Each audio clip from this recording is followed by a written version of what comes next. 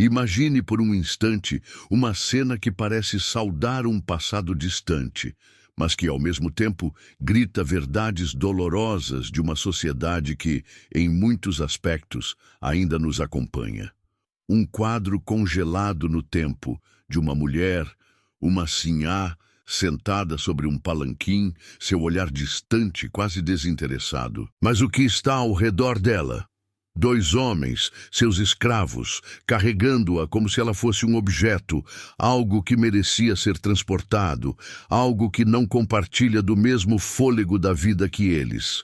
Esses homens, suas roupas simples e corpos suados, são o contraste perfeito com a mulher que observa o mundo de sua cadeira de privilégio. A imagem é de 1860, mas o que ela realmente nos diz sobre o Brasil de ontem e o Brasil de hoje? A imagem da mulher sendo carregada não é apenas um retrato de uma elite que se mantinha intocável, mas uma manifestação explícita de um sistema que subjugava, explorava e desumanizava. Mas por que, em pleno século XIX, um país inteiro continuava a viver sob a sombra do patriarcado e da escravidão? Como é que uma estrutura tão desigual podia parecer tão natural? Não é só um retrato de uma mulher rica, é um símbolo de um país dividido entre o opressor e o oprimido, entre quem tem e quem não tem, entre quem manda e quem obedece. Essa cena, que poderia ser apenas um retrato comum de um tempo longínquo, nos pede para olhar mais fundo. O que está por trás dessa imagem?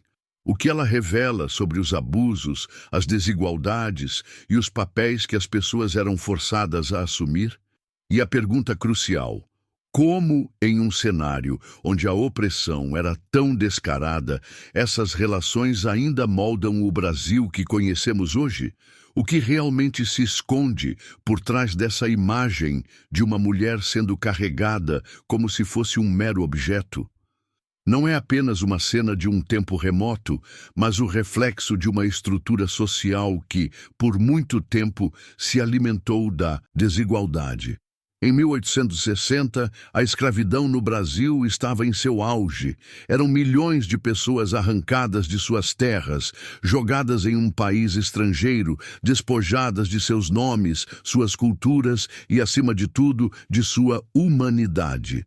Essa imagem não é apenas um símbolo de uma elite arrogante, é o retrato de um sistema que moldava o Brasil como uma terra onde, ao olhar de muitos, certas vidas valiam mais do que outras. E mulher sendo carregada não é apenas uma figura isolada, mas a expressão máxima de uma sociedade que normalizava a opressão. A carga pesada de uma vida que se orgulhava da desigualdade estava sobre os ombros de outros. E as pessoas que eram subjugadas?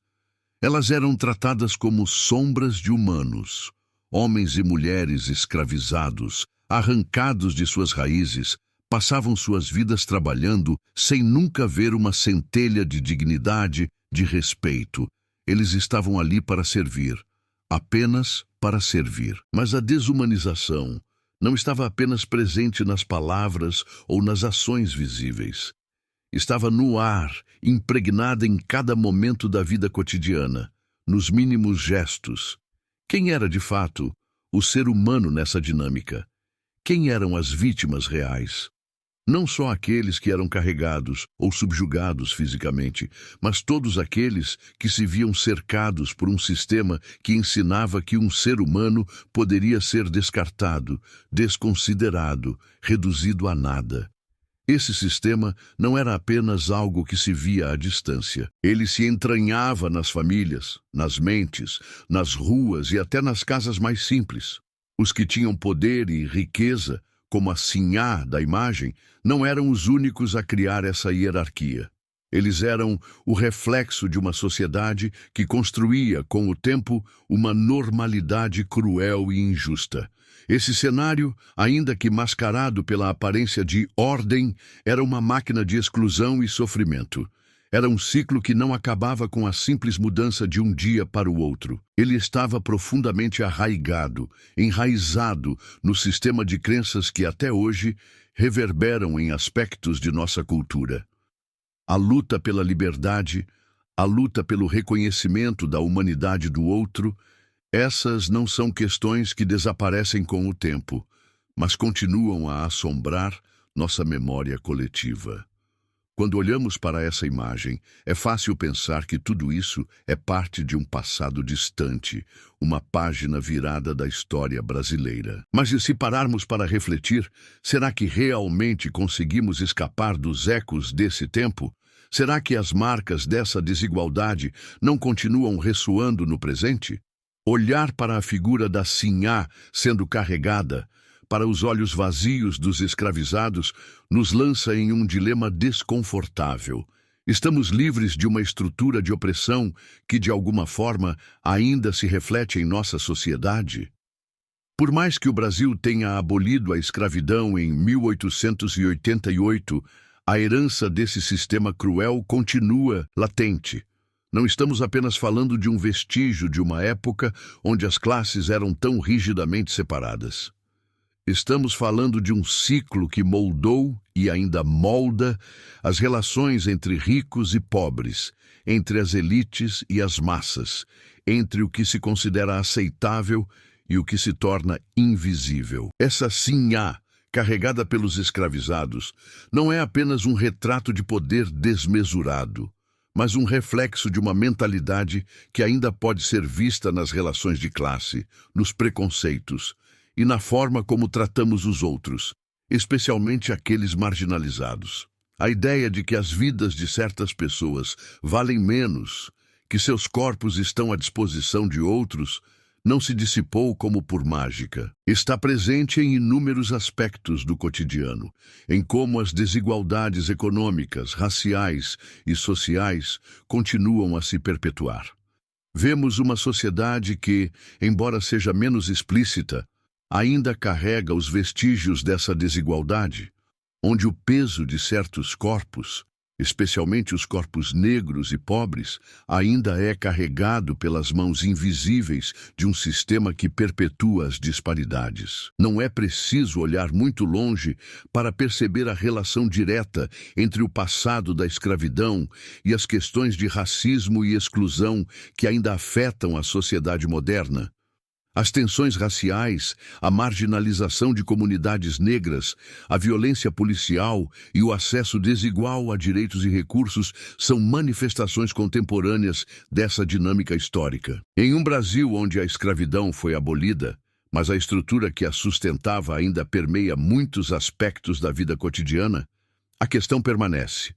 Como podemos realmente curar essas feridas abertas se o legado do passado continua nos assombrando? Enquanto vemos essa imagem, o que podemos aprender com ela?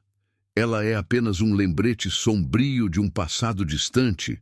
Ou existe algo mais, algo profundamente transformador que podemos extrair desse retrato de opressão? Ao invés de olhar para o passado apenas com um olhar de lamento e tentar fingir que ele já não existe mais, podemos usar a dor e a injustiça daquela época como combustível para um futuro mais justo e igualitário. Como podemos transformar a história? Não apenas para entendê-la, mas para permitir que ela nos ensine, que ela nos guie. Poderíamos olhar para essa imagem e pensar nas vidas perdidas, nas milhões de histórias abafadas sob o peso do opressor.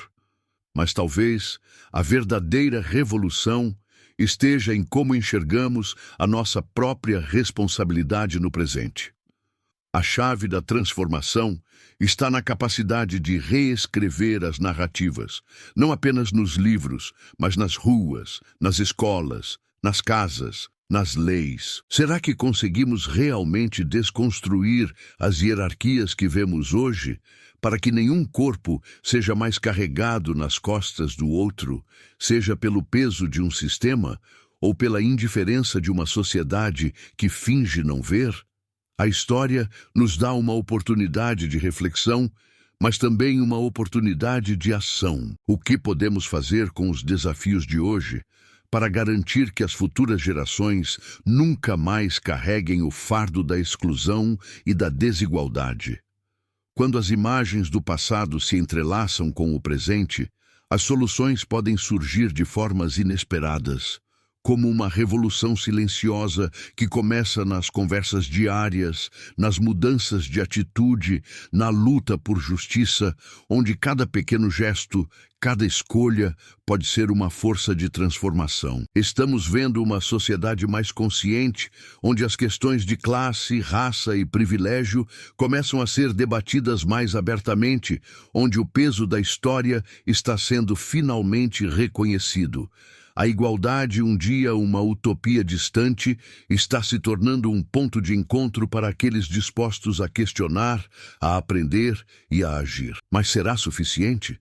A transformação nunca foi simples. O processo de transformação social, em particular, sempre exigiu uma resistência feroz contra um sistema que, por séculos, favoreceu os poderosos enquanto oprimia as classes mais baixas. Olhando para trás, não podemos ignorar as lutas, as vozes silenciadas e as feridas abertas que resistem a cicatrizar. O que precisamos compreender agora é que o peso da mudança não repousa apenas nos ombros daqueles que, em um ato de coragem, se levantaram e desafiaram as correntes da opressão. Ele também repousa sobre os de nós que se dizem aliados na luta por um mundo mais justo, mas muitas vezes permanecem na zona de conforto. A resistência não é um ato singular, ela exige comprometimento contínuo. Enquanto alguns rompiam com as convenções da sociedade, outros ainda estavam prontos para defender o status quo com unhas e dentes. E esse é o ponto crucial. A resistência ao progresso nunca vem sem oposição. Cada passo rumo à igualdade, cada ação que desafia o status quo, vem com consequências. Se olharmos para os movimentos que surgiram ao longo do tempo, vemos claramente que a resposta do sistema é quase sempre a mesma: repressão, violência, tentativas de silenciar. E aí está a grande questão. Podemos resistir aos sistemas opressores sem perder nossa humanidade. Podemos continuar a lutar, mesmo sabendo que a batalha será árdua, longa e cheia de obstáculos? Será que nossa capacidade de resistir será suficiente para criar um mundo onde a igualdade e a justiça sejam mais do que simples palavras ditas ao vento, mas sim práticas cotidianas? A resistência é uma resposta a uma pergunta difícil. Como podemos mudar um sistema que por tanto tempo foi a própria fundação do nosso mundo? E mais importante ainda, será que a mudança é algo que todos estão prontos para abraçar, mesmo sabendo que a resistência é longa e desgastante?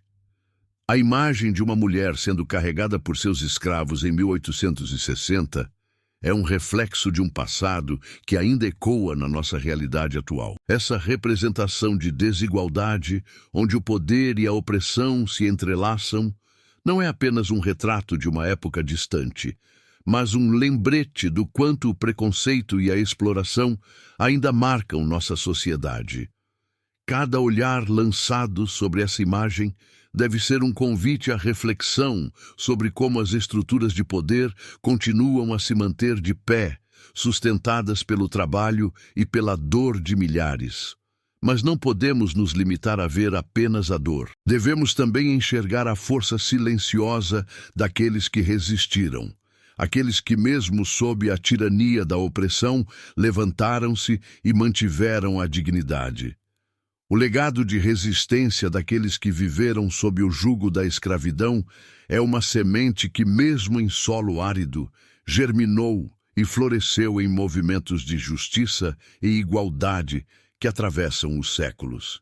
E é esse legado que devemos preservar e continuar a construir. A imagem de 1860 deve ser mais do que uma lembrança do que foi. Ela deve ser um estímulo para a transformação que ainda está por vir.